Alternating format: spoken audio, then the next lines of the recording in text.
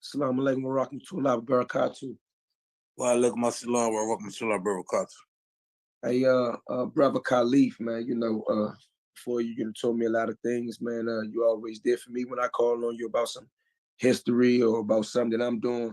But I took time out to do like, let's say, a special one-on-one with you because I think that I know your case, I know your history, Right. and I think I guess I'm a journalist, right? Let's go ahead and say, I'm gonna accept that. I'm a journalist, and as a journalist, I got an obligation to tell a story a certain way. And I've been seeing you telling your story. I mean, and me and you can put it out there that we've been working on different things for your story and all that. But to get straight to the point, you was talking to me about a couple of things that didn't go in the videos, and I'm gonna get to the main thing in the end. In the beginning, I just kind of want you to break down something because I seen something last night on YouTube. I don't even remember the person's name. I sent it to you on your phone as a white man. I don't even know. I didn't research him yet. You know what I do. I'm going to do my homework on him. But he is pushing a book by John Greshner and some phone calls from John Greshner, and John Greshner is calling him. For those of you all that don't know who John Greshner is a former leader of the Aryan Brotherhood who became a rat later.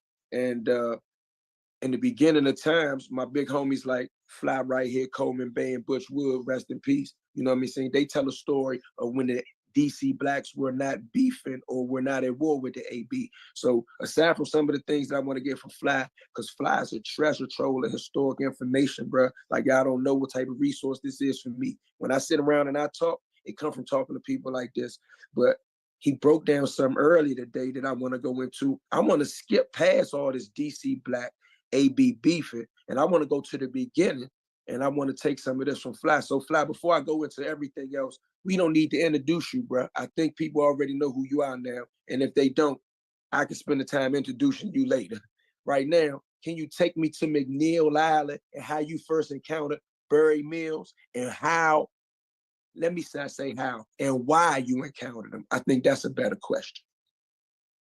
Well, when Burry Mills first came to the federal system from San Quentin, they sent him to McNeil Island because McNeil Island is in Steilacoom, Washington, near Tacoma, Washington.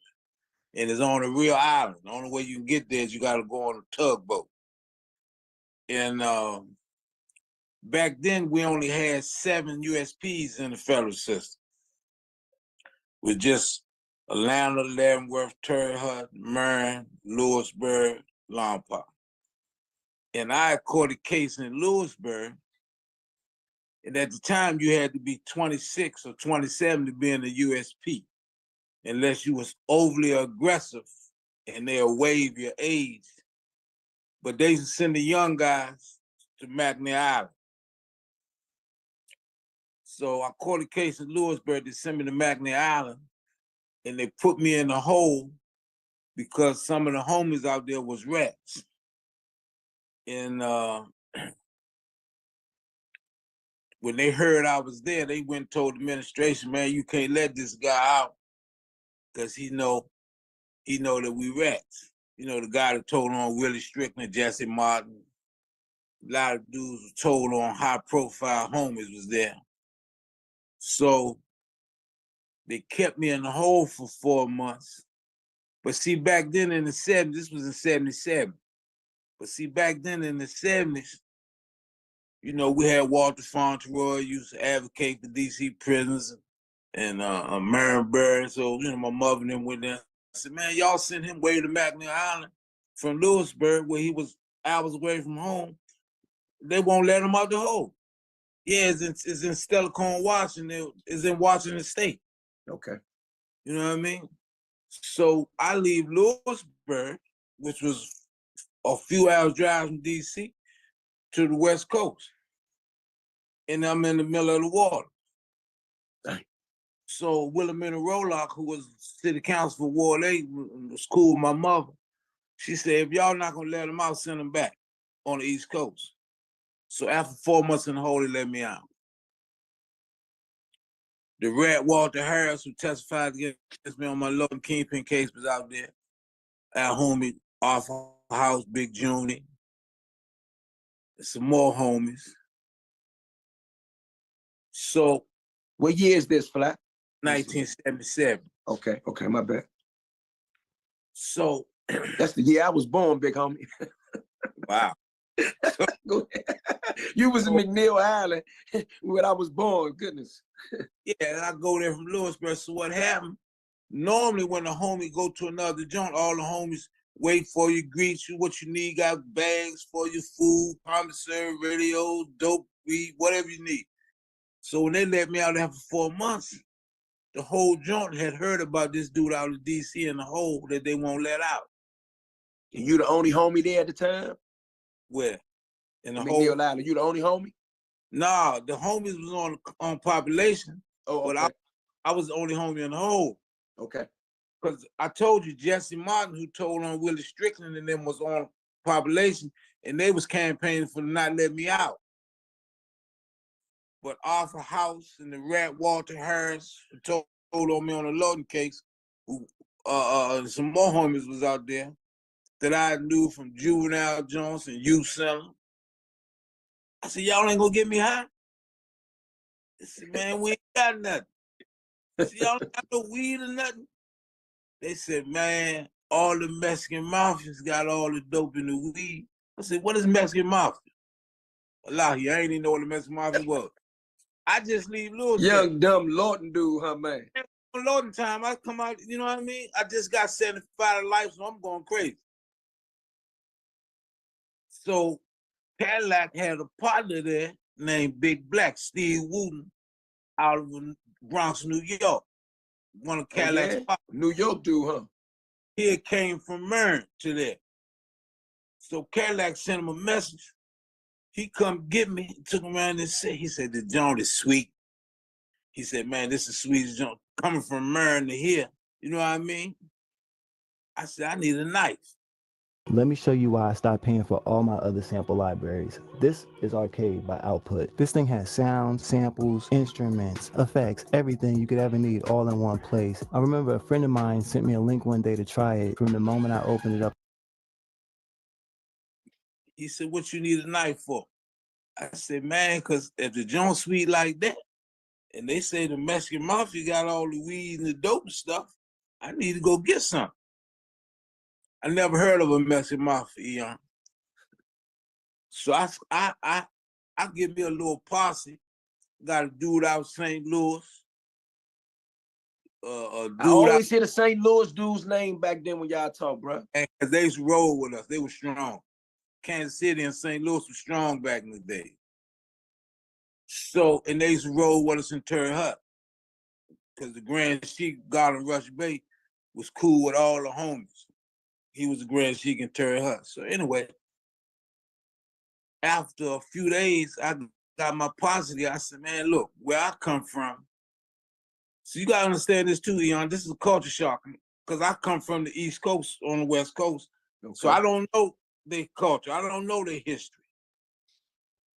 I don't know nothing about no Aaron brother who was in Mexican Mafia. I just left Lawton in Lewisburg. Right.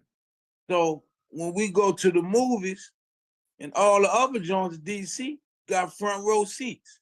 They got their own section.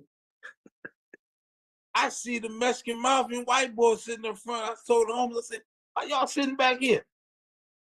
I said, man, we're gonna have to change something, man. So I said, man, we're gonna hit the Mexican Mafia tonight. So we go on the sale, I pull out 2 knives. I said, everybody strip. They in their party. They got dope, weed, wine, everything. Because the joint what 10-man sales. It's 10 they got tanks. They got tanks. Yeah, 10-man sales. Oh, okay, I didn't know that. No, these was 10-man sales and 8-man sales. Right. So I made everybody strip on these lift your butt, spread your nuts, bend over. So off a squat. Yeah. So we took all the weed, all the dope, wine, money. So we went and had a party. We partied all night. They said, man, stuff gonna change, man, fly out here. The next day, I'm around the gym beating the bag, working out with me off the house and some homies. And they celebrating because they got high all night. Eddie Burke, who's Rick Rock cousin, come around the gym and say, Fly, don't come out the gym, man. They got about 20, 25 messages looking for you to say they gonna kill the dude Fly. I said, where they at? He said, they walking around the cell block. I said, let's go meet them. We go around there. And the leader of the Mexican Mafia was a dude named Gabby, a Mexican named Gabby, big Okay. Gabby. Okay.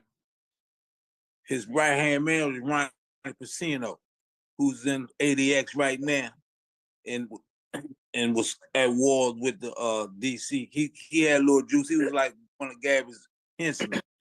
And I see a white dude with them. I later found out it was Barry Mills. So I said, y'all looking for Fly? They said, yeah, y'all know where he at? And I drew my jump. I said, I'm Fly.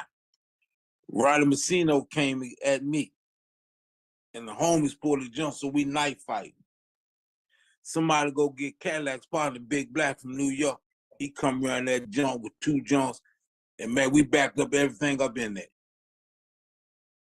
They locked the prison down because there's a rat jump with homies. You know, they got dudes hiding out there in McNeil Island. So you got a mixture of convicts, you got a mixture of killers, but you got, like I told you, Jesse Martin was Willie Strickland co-defendant, was one, he used to run with Lockdown Law, an old killer. But when he turned bad, he couldn't go to a regular joint like Atlanta or Leavenworth, so they got him out there hiding. So they go tell the administration that DC at war with the Mexican Mafia. They locked all us up. So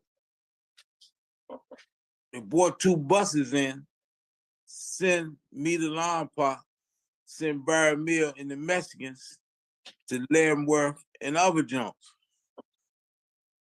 When I get to Lawn Park, our homies, Hot Dog, my partner Lonnie Coach, all them there, they said, man, what's up? I said, man, we just had a beef with the dudes and they said, man, a lot of the ABs and Mexican Mafia is here. I don't know nothing about no Aaron Brothers or Mexican Mafia. So the administration at Lawn Park say he can't come out here. They keep me in a home. So by Lawn Park being the main station for the white boys in the Mexican Mafia, because that's their home base, is a white boy in the hole named David Owens, who's an AB. So Barry Mills and them send word to them, say, is a dude there out of DC named Fly. If he there, he got to get hit because he the one started the war.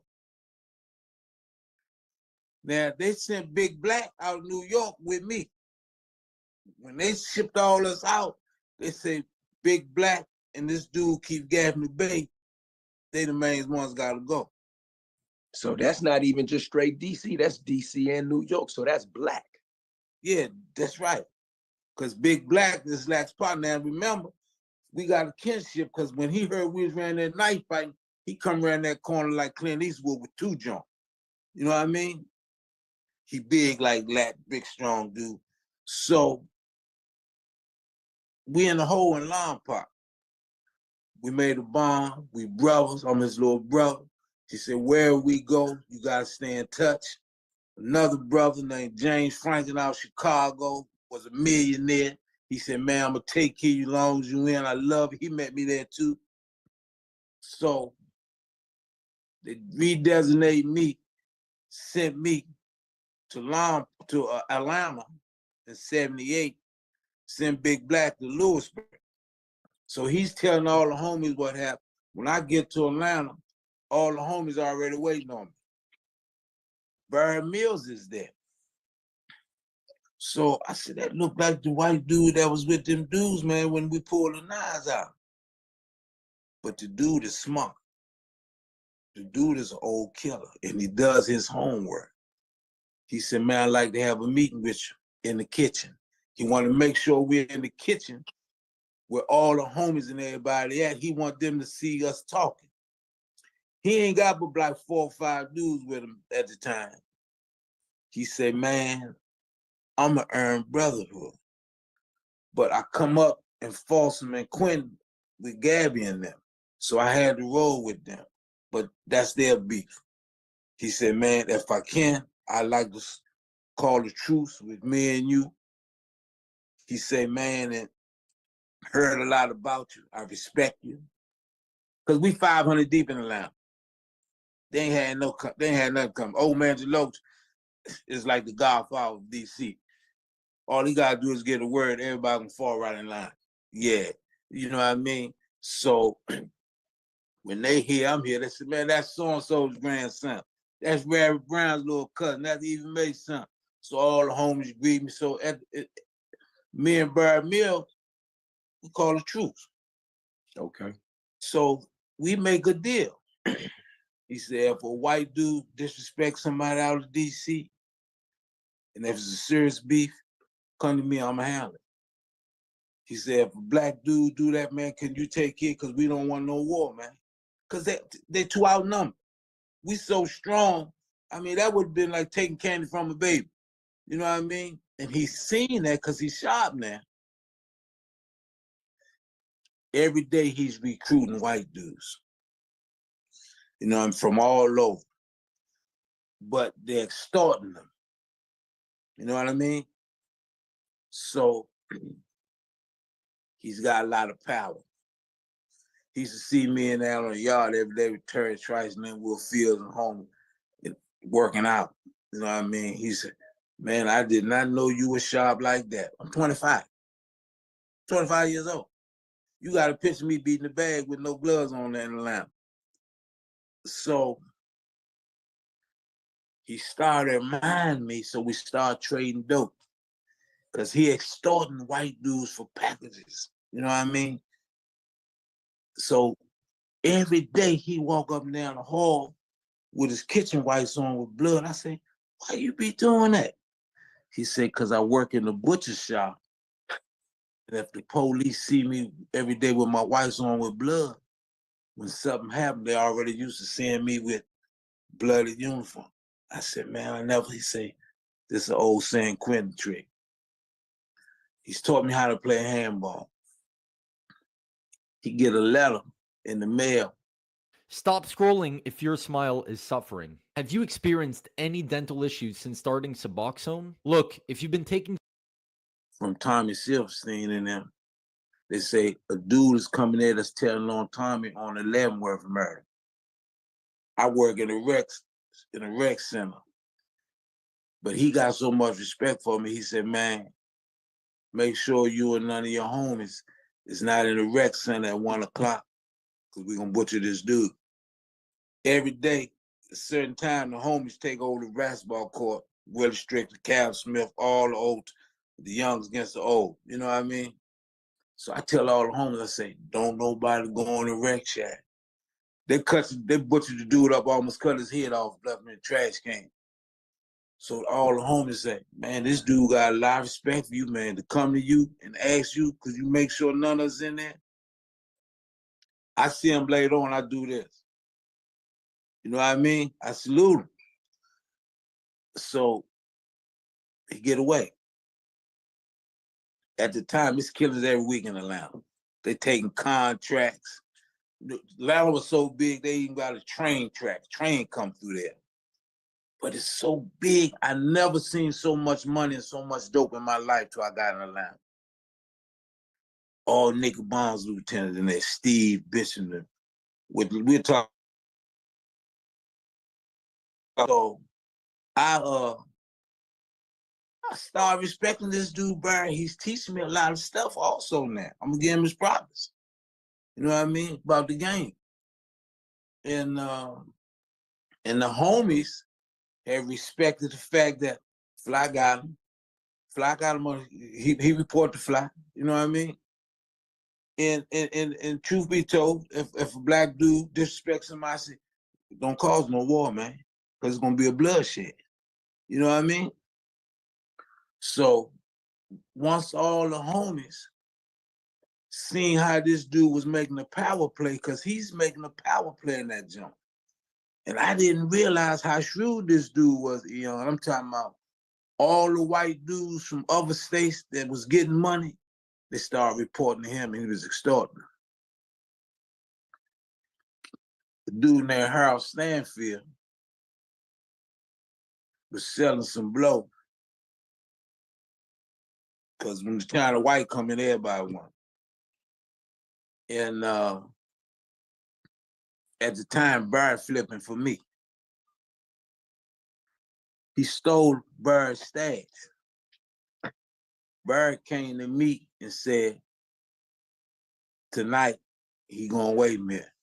Harold Stanfield called his mother and said, if the chaplain called, that mean I'm dead. Bird called him in the shower and bushed him up that night. Kill him in the shower. He over in the cell block with Strickland Brothers and Terry Trice and Coolier. Coolier and Brothers say, he just butchered that chump, man. They left him in the shower. So, like I told you, every week is killings. There's so many killings, they start talking about it at the Senate. They said, we gonna have to close this prison down. There's too many murders, man. So he catches murder, go to Mern, meet Coolier Brothers, Terry Trice get locked up for a joint, send me to Leavenworth, send Coolier to Long Park, send Brothers to Lewisburg. I get to Leavenworth, Earl Coleman Bay, white man, all of them waiting on me. Sonny Bailey Hill. Same white man that you said was a bad man with his hands? Yes, sir. Okay. Yes, sir. I mean, was one of the best fighters out of DC. So they waiting on me. Rough House. Then Rough House Cadillac's part. You know what I mean? Charles McGill, big Rough House. Rough House, Cadillac. I'm not Cadillac, wasn't it? Earl Coleman Bay, Rough House, Fat Man, Sonny Bailey Hill, all the homies. So they put me in the hole, but in the hole is right, it's behind the big yard. So when I come off of Wrecking the hole, they come around the yard and holler at me, what you need, man? Coleman Bay and them, Percy Floyd Hill. Because, I'm gabbing the bed at the time on my mo. So Rough House, my man. I love House. I said, y'all think they gonna let me out? I said, yeah. I come out a week later. So Earl Coleman Bay, they said, what you can do, man? You coming in the temple? I said, man, I just got here. Let me get my feet wet, man. Let me see what's going on. You know what I mean? So a dude out of Kansas City named Twin, who's one of the killers out of Kansas City, was in McNeil Island with me in the hole. He sent word to Leavenworth, to their godfather, a dude named Gene Richardson. He said, man, there's a young dude coming there out of DC named Fly. Give him anything he want, man. But Gene is already cool with Earl and them. He in the block with them. So at the time, the ABs were strong in Leavenworth, because Tommy Silverstein caught his beef there. See my point? So the leader at the time in Leavenworth was a white dude named Preacher, AB.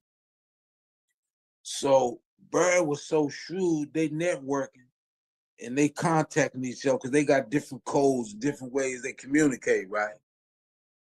So Preacher. Yeah, so you was at Leavenworth, I believe he was talking about. I left Atlanta, went to Leavenworth. We caught a joint in Atlanta, and they split me bros, Coolier ups, and Coolier Long Park bros to Lewisburg, sent me to Leavenworth. So the homies waiting on me. See, back then wasn't no airlifts. Everybody traveled by bus. You stop at every joint. That's how we send word to every joint. Because I told you, wasn't but 7 penitentiaries. Wasn't no Allenwood, Coleman, wasn't none of them joints in existence. Mern was the last stop. You know what I mean? So we so deep in every spot, and you got heavy hitters in every joint. Like I just left Atlanta with Vernon and Deloach, Stampede, and you got lacking them in Mern. You got Earl Combs Bay and then in Leavenworth. You know what I mean? So every time a bus stop, the dog McKinney in Mern. You know what I mean? So Barry had sent word to Preacher, who was the leader of the ABs in Leavenworth. So they know who I am. But what I didn't know, that the Mexican Mafia had a contract out on me. It From wasn't Atlanta or from McNeil Island? New Island. Wasn't no Mexican Mafia in Atlanta. But I didn't know that Gabby and them had said the dude out of fly, whoever come across him, he gotta die. You see my point? So, and you got to remember, I'm young. I'm in my 20s. I just got that 75 life, and I'm on kill mode. You know what I mean? I'm on take mode and kill mode because I don't see nothing to hear nothing. Because you know what I mean? When you doing 75 life and you in them USPs back in them days, wasn't no fighting, you killing. So I told you got White Man, Earl Combs Bay, Rough House, Sonny Bell here. Now they got Big Lulu in the hole in Leavenworth. They won't let him out because they so scared of him. The administration say he can't come out there. So while I'm in Leavenworth, I'm meeting, you know, a lot of big boys, but at the time, Fred and them is in the street. They come out, Lord, Fred, Eddie, and all them come on around that time in '79. You know what I mean? And they getting money. You know what I mean? My crew out in Southeast, Black Wells, my Rock, my brother and them, so we getting the China White. You know what I mean? So them white boys from California love that dope. So I don't care how racist you are. When you on dope, if the blacks got you got to deal with them blacks, man. You know what I mean? So if it ain't nothing but on the business relationship. But at the time,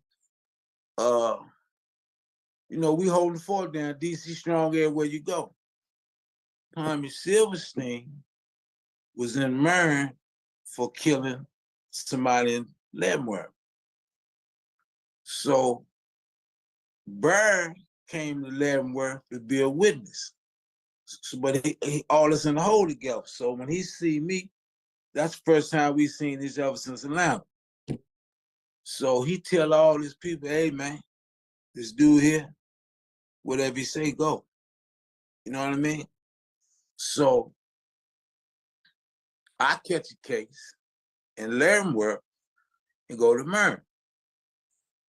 So when I go to Mern, Tommy Silverstein called me, Lulu, to court for him because at the time, ain't no war. They get along. The ABs, you know what I mean? They respect the homies and, you know what I mean? And bury them, tell us, hey man, Big Lulu and Fly. But the move was for us to escape. They called some people back from San Quentin. They got hacksaw blades in their butt. So they cut a knife out of the steel bed. Well, they put us in the county jail in Wichita, Kansas. Me and Lulu got our spot in the AB's Tommy. But every day we talking, hanging out. So the move was, if they take us to court, we're gonna try to.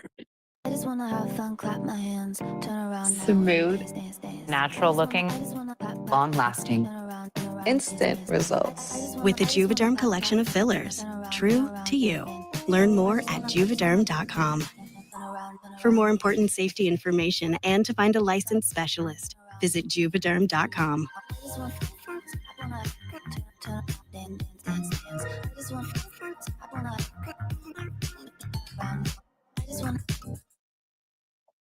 So you saying that the homies was actually cool and cordial with the AB? At this time, I told you, Bird called the truth when we was in Atlanta.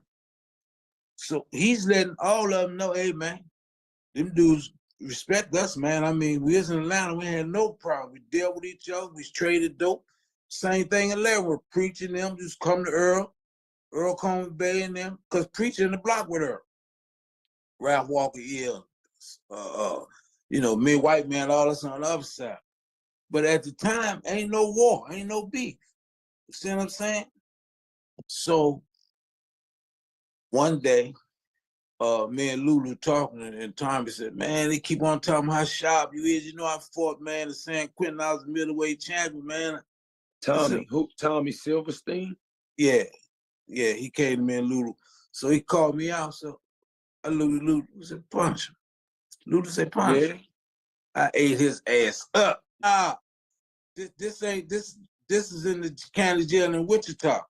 Oh, I don't know that. Tell me, bro. Okay, yeah, me and Lulu, we got our cell block, and the ABs got their cell block. So we sitting in there one day watching TV. I don't know if they were drinking what, but he come there and said, man, you know, I was middleweight champion San Quentin, man. Everybody burning them, talking how sharp you is. I want to do something with you. No, so he wasn't scared. No, I wasn't scared. Lulu said, come on. Lulu said, go ahead. Because Lulu got the big knife if something go wrong anyway. So I said, you want to go in the day room? We go in the day room. He told you little stuff. He might can fight for a white boy, but I ain't, you know what I mean? And I'm 26 at the time. I'm in 20 round shape. You know what I mean? I ate his ass up. Made him a bare knuckle? Yeah, we got bare knuckles. And Lulu right there, his people right there. And I ate his ass up, chopped him in half, beat him all around the room. He stopped. He said, man, I didn't know you was that sharp. You got it. He said, but I want a rematch. I said, you can get one. You can get one. You know what I mean? But now remember, the move was we supposed to escape. We got street knives. Only 2 marshals taking us back and forth to court. And it didn't jump off because they split us up.